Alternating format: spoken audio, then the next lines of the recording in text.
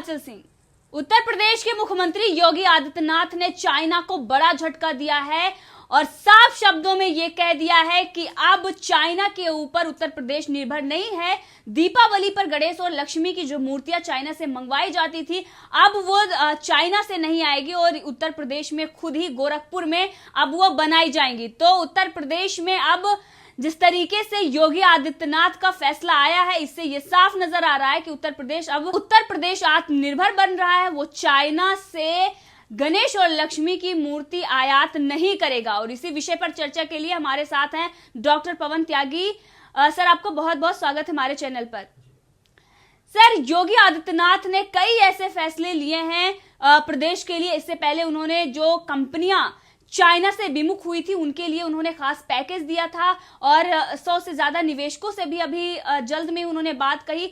और अब यूपी के गोरखपुर में जिस तरीके से उन्होंने कहा है कि अब जो दीपावली में गणेश और लक्ष्मी की मूर्तियां चाइना से आती थी उनका उत्पादन गोरखपुर में होगा। तो ये जो बड़े फैसले योगी आदित्यनाथ ले रहे हैं, क्या उत्तर प्रदेश का भविष्य बदलने वाला है?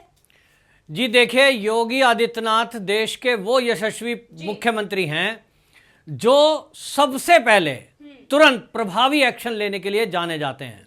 जैसे ही लॉकडाउन शुरू हुआ, उत्तर प्रदेश पहला प्रदेश ऐसा था कि जब लॉकडाउन के पीरियड में सड़क पे निकलने की मनाही है तो पहला प्रदेश था जिसने घर बैठे लोगों को भोजन मुहैया कराने का काम शुरू किया, वो भी पुलिस और प्रशासन की मदद से। ये पहला ऐसा देश का दृश्य था कि पुलिस लोगों को भोजन पहुंचा रही है।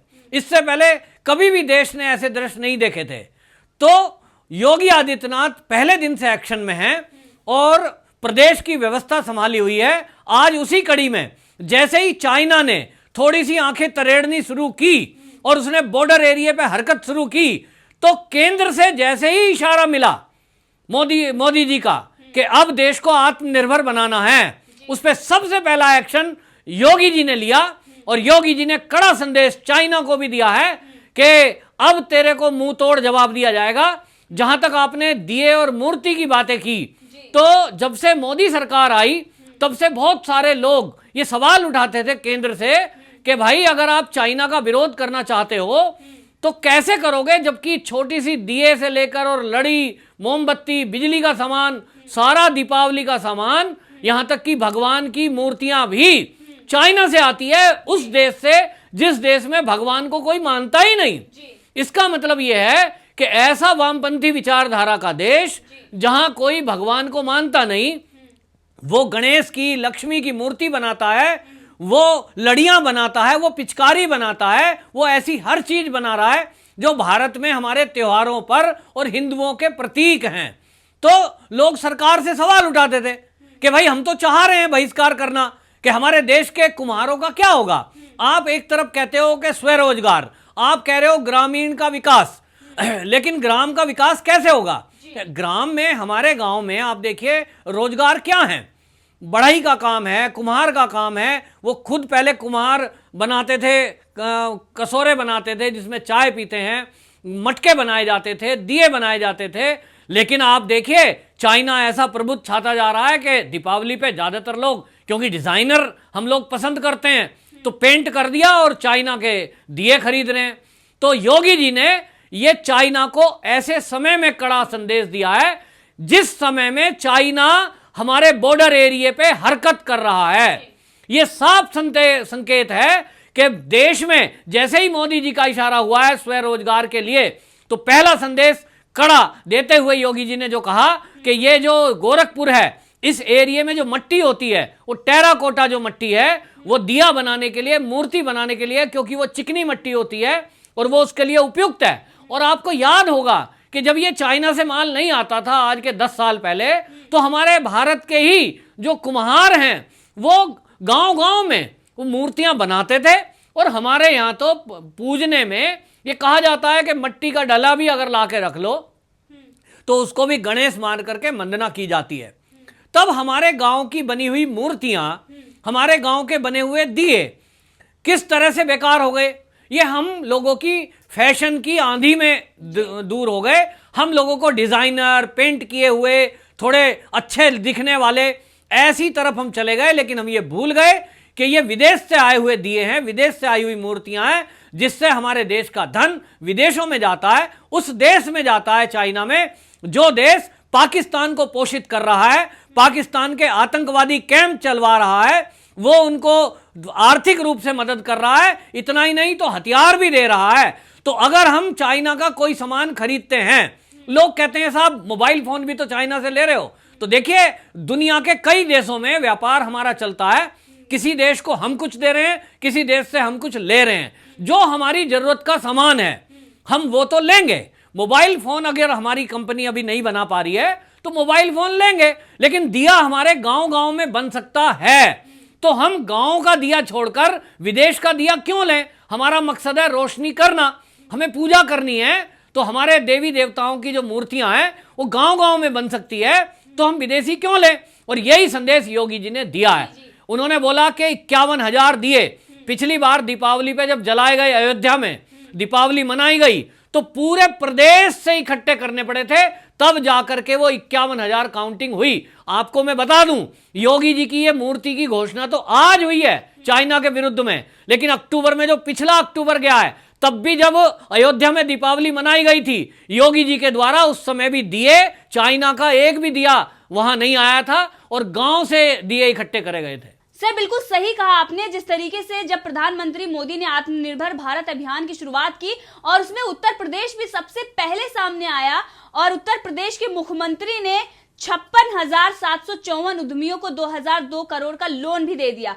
तो जिस तरीके से सरकार काम कर रही है उसमें देखा जाए तो उत्तर प्रदेश हमेशा आगे रहा है। इससे पहले भी जो चाइना से विमुख होकर कंपनियां आ रही थी उनके लिए भी विशेष पैकेज उत्तर प्रदेश ने सबसे पहले दिया, और निवेशकों, जो अमेरिकी कंपनियां और निवेशक थे, उनसे भी उन्होंने बात की, और अब आत्मनिर्भर बनाने के लिए, प्रदेश को आत्मनिर्भर बनाने के लिए उन्होंने जो ये फैसला लिया है, जो लोन दिए हैं, ये क्या लग रहा है सर आपको कि उन लोगों के मुंह पर करारा तमाचा है, जो प्रियंका गांधी वाड्रा और अखिलेश सिंह यादव जैसे लोग हैं, जो लगातार सरकार पर आरोप लगाते रहे, सवाल खड़े करते रहे, बल्कि उनका शासनकाल बहुत ही ज्यादा अगर देखें तो दयनीय रहा है?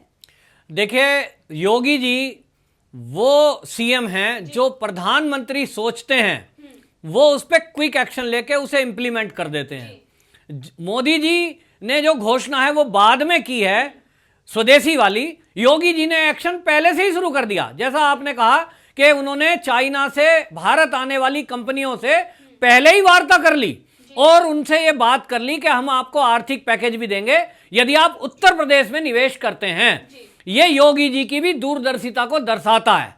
अब मैं आता हूं, जो प्रियंका वाड्रा आए दिन चिट्ठियां लिखती रहती है, वो चिट्ठी में हमेशा उनका एक रटी बंधी भाषा है, गरीब, मजदूर, किसान, दलित, शोषित, पीड़ित, ये उनके एक फिक्स वर्ड हैं। उनको हर चिट्ठी में वो कॉपी पेस्ट करने हैं और उन्हें वो लिखना है।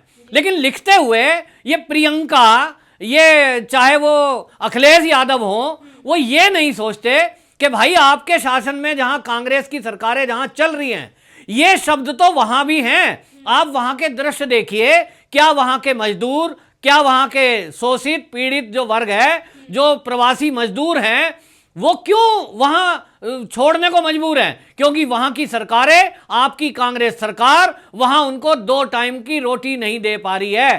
तो प्रियंका जी, आप योगी जी को सलाह दें, जो योगी जी दिन रात काम कर रहे हैं फील्ड में उतर कर। अब मैं आता हूं उसकी जवाब का, कि जो आपने अभी कहा कि लघु उद्योगों को एक क्लिक पर उन्होंने 2,002 करोड़ का लोन सैंक्शन कर दिया, तो आपको बताऊं वो किसके लिए किया है। लघु उद्योग क्या है? लघु उद्योग वो इकाइयां हैं जो हमारे शहर के अलावा ग्रामीण अंचल एरिया में भी लगी हुई हैं। जैसे बड़े मेट्रो सिटीज हैं, वहां बड़ी बड़ी कंपनियां लगती हैं, जो जिसमें बड़ी बड़ी विदेशी कंपनियां भी हो सकती हैं, हमारे देश की भी होती हैं। लेकिन जो लघु उद्योग है, जिनका टर्नओवर कुल ऐसा है कि लगभग 5 करोड़ तक का हो, जिसमें संयंत्र जो मशीनरी है उनकी कीमत 1 करोड़ की हो, ऐसे लघु उद्योग जो होते हैं, माइक्रो सूक्ष्म उद्योग उन्हें बोलते हैं, वो ग्रामीण एरिया में भी अगर लगे हुए हैं, ऐसे छोटे शहरों में लगे हुए हैं, तो वहां काम करने के लिए कर्मचारी कौन जाएगा? ग्रामीण एरिया के जाएंगे, छोटे छोटे कस्बों के लोग जाते हैं उनमें काम करने के लिए। और ये जो प्रवासी मजदूर हैं, ये मेट्रो सिटीज को छोड़ करके जाने को मजबूर हैं और ये अपने गांव जा रहे हैं। लेकिन गांव में जब पहुंच रहे हैं तो वहां ये क्या करेंगे? क्योंकि इनके पास वहां कोई जमीन जायदाद नहीं है कि ये बहुत बड़े लैंडलॉर्ड हैं, ये गांव छोड़ जा रहे हैं शहर छोड़ करके, तो वहां ये खेती करेंगे और अपना परिवार चला लेंगे। अगर ऐसा होता तो ये गांव छोड़ करके क्यों शहर में आए थे? ये इसीलिए आए क्योंकि इनके पास वहां खाने को 2 जून की रोटी नहीं थी, इतनी जमीन नहीं थी। अब ये जो लोग वापस जा रहे हैं, योगी जी ने इनके बारे में पहले ही सोच लिया और 3 दिन पहले ही उन्होंने घोषणा कर दी कि ये जो प्रवासी मजदूर हैं उत्तर प्रदेश के जो गांव में पहुंचेंगे तो इनको वहां खाली बैठकर कैसे पैसा मिलेगा। 50 लाख ऐसे रोजगार इन्होंने उपलब्ध कराए, मनरेगा के तहत घोषणा कर दिया कि इन लोगों को वहां जाते ही और इनको रोजगार मिले। लेकिन ये जो लघु उद्योग सूक्ष्म उद्योग हैं, ये इन उद्योगपतियों को जो लोन दिया गया है वो योगी जी ने इसलिए दिया है कि वो छोटे कस्बों में ग्रामीण अंचल में जब वो उद्योग लगेंगे तो वहां जो प्रवासी मजदूर अब अपने अपने घरों को गए हैं या जो पहुंच रहे हैं उनको वहीं अपने गांव के निकट वो रोजगार भी मिल जाएगा जो वो शहरों में ले रहे थे। तो अब आने वाले दिनों में उत्तर प्रदेश बहुत उत्तम प्रदेश और सबसे विकसित प्रदेश बनने जा रहा है, जिसमें योगी जी की अहम भूमिका रहेगी। सर आपका बहुत बहुत धन्यवाद हमसे जुड़ने के लिए। जय हिंद, जय भारत।